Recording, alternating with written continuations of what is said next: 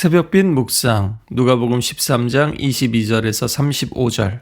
외국에서 사는 우리들 그리고 유학생들에게 비자나 신분 문제만큼 큰 문제는 없습니다. 다른 것들이 다 해결이 돼도 아무리 좋은 오퍼가 와도 비자를 받지 못하거나 영주권 시민권을 받는데 문제가 생기면 그 좋은 것들이 또 많은 계획들이 무너지게 됩니다. 오늘 예수님이 예루살렘을 향해 가십니다. 하나님 나라를 세우려고 가십니다. 어떤 이가 하나님 나라의 시민권에 대해서 묻습니다. 구원받는 자가 소수입니까? 이런 문제를 경험해 보신 분들은 아시겠지만 이런 문제는 진짜 복불복인 경우가 많습니다. 자료나 서류가 완벽해 보이는데 어쩔 때는 이유도 불분명하게 거절이 되고 또 때로는 부족해 보이고 불안한데도 굉장히 너그럽게 받아들여지기도 합니다. 또 그때의 시국이나 상황에 따라서 또 TO에 따라서 대통령이 누구냐에 따라서도 희비가 엇갈릴 때가 있습니다. 하나님 나라도 사실 이렇게 언제냐, 누구냐가 문제가 됩니다. 지원하는 사람이 누구냐, 그리고 심사하는 사람이 누구냐의 문제입니다.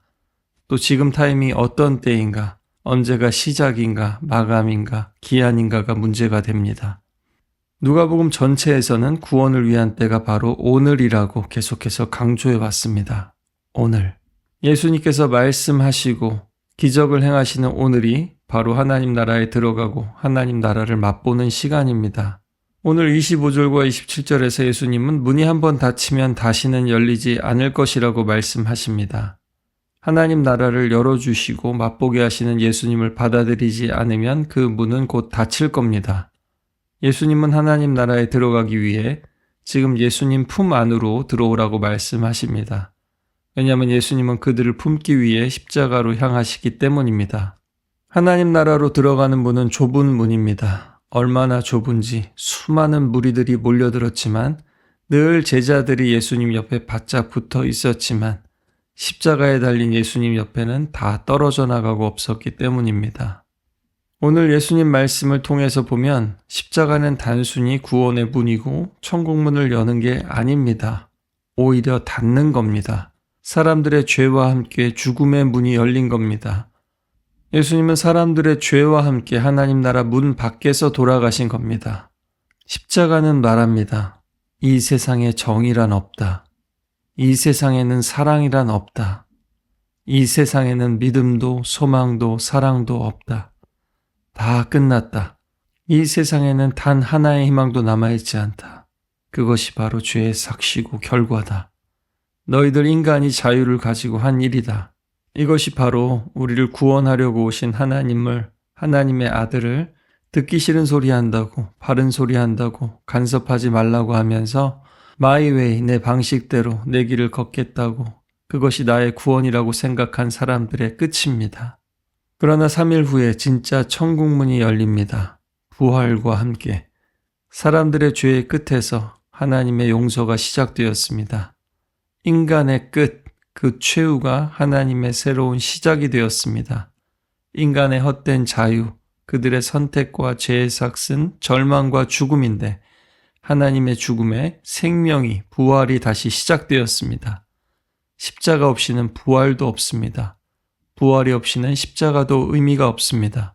이것은 십자가를 앞에 둔 아직 경험하지 못한 사람들에게 오늘 주신 경고였지만 오늘날도 최후의 심판을 앞둔 우리들에 대한 경고이기도 합니다.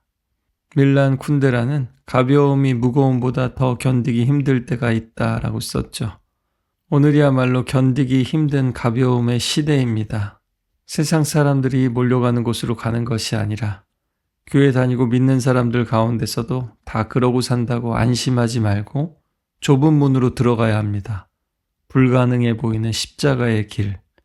그러나 막상 들어가면 낙타가 아니라 코끼리도 통과할 수 있는 그 십자가의 길을 말입니다. 그러나 믿음으로 들어가 보지 않으면 절대로 알 수 없는 그 길입니다. 윤동주 시인이 말한 것처럼 길은 나에게 물었다. 왜 가느냐고. 나는 대답했다. 나는 길을 걸을 뿐이라고.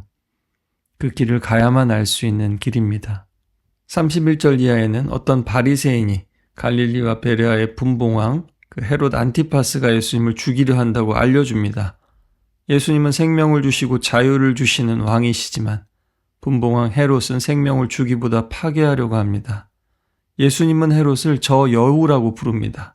당시 이스라엘 사람들이나 이방인들이나 오늘날 우리가 생각하는 것처럼 여우는 교활한 것으로 알려져 있었습니다. 교활한 정치인이란 뜻이죠. 그러나 그뿐만 아니라 오늘 본문에서는 여우를 자신을 사자라고 생각하거나 사람들이 그렇게 착각하는 인물, 그러나 사실은 여우라는 그런 의미입니다. 과대평가된 인물 혹은 과대망상을 하는 그런 지도자를 말합니다. 헤롯이 자기가 맡은 땅을 호령하고 있다고 생각할지 모르지만 또 예수님을 위협한다고 생각할지 모르지만 사실은 예수님은 하나님의 손 안에 있고 예수님이 돌아가시는 것조차 그들의 계략에 의해서 그렇게 되어지는 것처럼 보일지라도 하나님의 섭리와 구원의 계획에 의해서 그렇게 되신다라는 것입니다. 또 여우의 이 히브리어는요, 슈알인데요. 사울 왕의 그 발음과 비슷합니다. 그래서 사울 왕을 또 다윗과의 관계를 떠올리게 하는데요.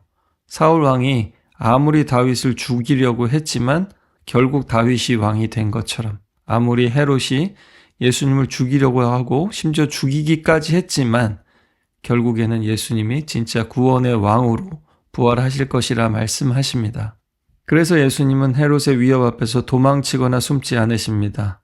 오히려 자신의 죽음을 바라보시며 대담하게 예언하십니다. 먼저 헤롯에게 앞선 치유 사역을 보라고 말씀하시고 오늘 내일 귀신을 쫓아내며 병을 고치다가 제3일에는 완전해지리라 라고 말씀합니다. 예수님의 치유와 축사의 사역은 하나님 나라가 가까이 왔다는 사인입니다. 셋째 날, 예수님의 부활날에 자신의 사역을 완성하시고 끝내고 온전케 하실 것이라 약속하십니다. 예수님은 자신의 생명을 구하기 위해서 도망치고 있는 것이 아니라 많은 이들의 생명을 구하기 위해서 자신이 죽어야 하는 예루살렘으로 향하고 계십니다. 최후의 선지자이신 우리 예수님은 예루살렘에서 말씀을 선포하시고 다른 선지자들처럼 핍박당하시고 돌아가시게 될 겁니다. 그러나 당시 유대인들에게는 이것은 받아들이기 힘든 신성 모독에 가까운 발언이었습니다. 예루살렘이 하나님의 거룩한 도시가 선지자들을 죽인 그런 도시라니요. 그러나 실제 성경의 역사는 그런 많은 사례들을 또한 기록하고 있습니다. 선택적 기억이지요. 그들이 기억하고 싶은 것, 자랑하고 싶은 것만을 기억하고 그들의 추한 과거, 그들 조상들의 행적과 그들 자신의 행적에 대해서는 회피하려고 합니다. 무마하려고 합니다. 포장하려고 합니다. 그런 사람들에게 천국 문이 닫히게 되는 것입니다.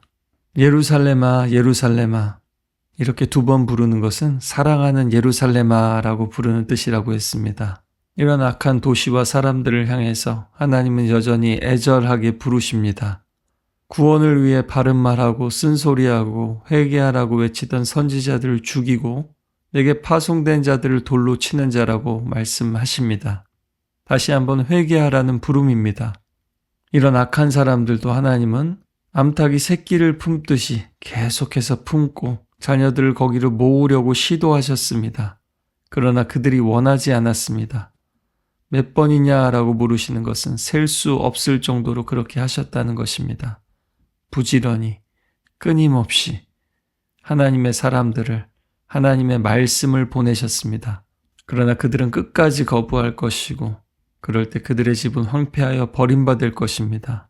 호산나 다윗의 자손이여 주의 이름으로 오시는 이를 찬송합니다 라면서 예수님의 예루살렘 입성을 반겼던 사람들, 그러나 그들조차도 진정 회개하지 못하고 예수님을 따라 좁은 길을 선택하지 않았을 때 예루살렘과 함께 멸망하게 되었습니다. 그리고 예수님께서 다시 이 땅에 오실 때에도 동일한 역사가 일어날 것입니다. 사람들은 좁은 문이 아니라 넓은 문으로 들어가기를 좋아합니다.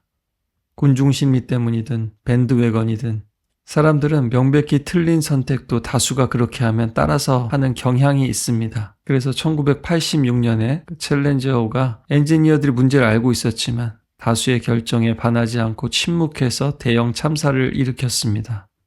다수가 옳다라는 것은 다수결로 하는 민주주의 사회에서 암묵적인 무의식적인 신호로 늘 작용하고 있습니다. 역동조 현상처럼 일부러 반대로 하려고도 합니다. 또 마음 깊은 곳에는 내가 남들과 너무 똑같다고 느끼면 불편해하고 차별화되기를 원합니다. 독립된 인간, 나다운 나로서의 삶을 또한 원하는 깊은 갈망이 있습니다. 그러나 그래서 찾는 비주류 인디가 되든지 힙한 소수가 되든지 그럼에도 불구하고 참다운 내가 아니라 어딘가에는 속하고 다른 이들을 따라하게 마련입니다. 어거스틴은 오랜 방황을 하다가 하나님 품으로 돌아왔습니다. 그리고 이렇게 말합니다. 당신이 제 안에 계셨는데 저는 밖에서 당신을 찾았습니다. 그렇습니다. 하나님 안에서만 참된 나를 발견할 수 있습니다. 진짜 나를 발견하고 싶다면 다수의 길도 아닌 소수의 길도 아닌 예수님이 말씀하신 좁은 길로 하나님의 품 안으로 들어가야 합니다. 넓은 길이야말로 절망과 멸망의 길이고 그 좁은 예수님의 길만이 소망이고 생명입니다. 이 시간도 함께 좁은 기도의 길로 나아가기를 원합니다.